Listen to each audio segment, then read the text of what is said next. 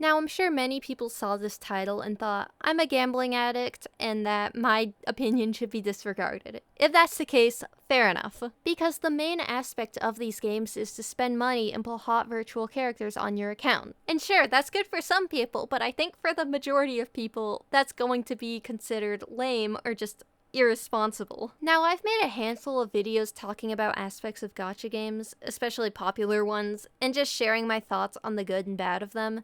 Despite all of that, I still choose to play them. I think that a lot of my videos, and even other people's videos, can be simplified with the point of, if I don't like it, I should just quit. But I don't ever think it's that simple. Even for someone like me who isn't overly invested in any of the gacha games I keep up with, I'm comfortable quitting a game if I lose enjoyment with it, or if I don't find any entertainment with the story anymore. But even still, I do try out new gacha games, and I assume this is true for many of you. Or maybe my brain is too far gone and I'm just crazy. Either way, I hope this can be interesting to you. Now, I agree, this is a genre of gambling disguised as a game. Despite that, it's so popular and really enjoyable to some people. So I hope that my insight of this topic can help you better understand why you enjoy playing gacha games, as well as gauge whether or not you have a healthy relationship with the game that you're playing. Now, I think that the gateway of gacha games are extremely easy to get into because they're free games, and they're designed to get you to eventually spend money on their in-game currency. That's how they profit. So for me personally, I think there's no real risk to start playing these games because they're free. I'm not investing anything in until potentially later. These games do operate under a live service model where the game itself won't cost money, but there will be microtransactions to keep the game up and running.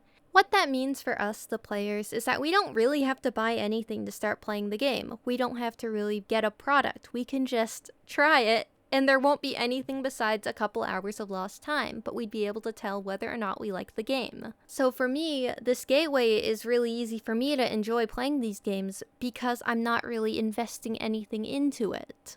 Lots of popular gacha games have multiple ways to play these games. Some are on their own unique site, some are on Epic Games, some are on Steam, and of course they're all on mobile. The gates are going to be open for all of these games to be played, so it's no wonder that plenty of these games are as big as they are, especially when the game itself looks good and has an engaging hook to let players see what the game is about. Not to mention the abundance of initial rewards that we get at the start of a game, so for those who really like the rush of a gambling game, that also helps you play. I like that, I admit that I like that, but it's not really a great thing, admittedly. But regardless, there isn't really a big hurdle for starting these games, especially when the game plays on a stamina system, which almost forces you into a time-gated progression system. Which is annoying, but again, the entry level is not that demanding.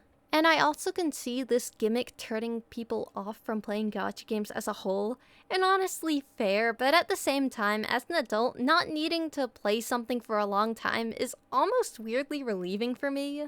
It's a really weird mixed feeling I have because when I play the new content of these games, I usually get it all done in a day, where I feel like playing that game, but I also hate feeling overwhelmed with a gacha game and the commitment necessary to be up to date to the point of where I'd stop playing these games fairly early because I knew I wouldn't be able to play them in the way that I wanted to. At the same time, I find it weirdly productive to be able to just log into a game, play for a little, and get off whenever I need to get off. And I know games aren't productive, the games that I keep up with are pretty simple, and they don't feel demanding of my time.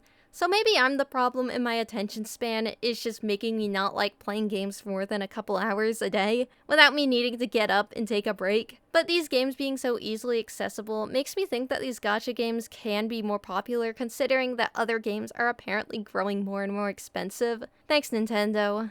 So the barrier of entry for other games are becoming higher, while the barrier of entry for gacha games are the same as they were. Since the beginning of time, I guess, they're all free. One interesting aspect of gacha games that I play is the surprising amount of quality put into them. The two that I'm mostly invested in as of right now are Zenless Zone Zero and Wuthering Waves, and man, look how gorgeous these games are and how flashy the combat is. The characters look great, and I know they have to, but these are free games, and sure, these gacha game companies make a lot of money, but man, I really find these games to just look so pretty. I also know, while writing the script, I must sound like someone who's just too far gone, but it really feels like for me the aspect of gambling is secondary to the game itself. I know that's not the case for everyone, but I think if you can find that balance, I don't think it's so horrible to play one of these games. I like being able to play a game until I'm satisfied with it, and while I think that's technically impossible for a live service game, rather, I know it's impossible. I just find the aspect of account progression to be fun and the overall quality to be adequate. Now, sure, I know these levels of quality for each gacha game are going to depend on the game. That's how it works. That's how games work, they all vary in quality. Maybe I just play the pretty ones. In fact, I know I just play the pretty ones. I just really feel like there is an increase in quality as more games come out, and I think that these games can feel extremely rewarding when played in a healthy way. Now, I think I'd be lying if I weren't to acknowledge that progression in a game will keep me engaged.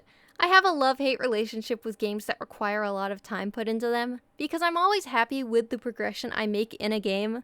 But at the same time, putting so much time into something conceptually is a hassle, especially in this day and age, where attention span is a rarity for many of us. I think there's a lot of reasons for a player to tell whether or not they have a healthy relationship with the game that they're playing. But if I were to simplify an easy way to tell, I would ask them about how they feel playing the game. Do they feel like they have to play the game? Do they want to play the game? Or is it more complicated than that?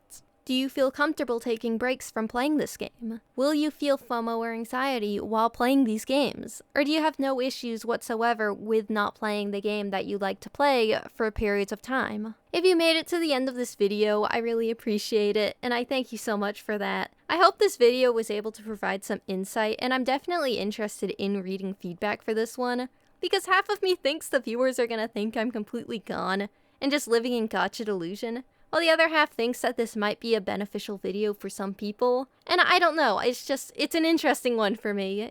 Thank you so much for watching, and I hope you have a great day.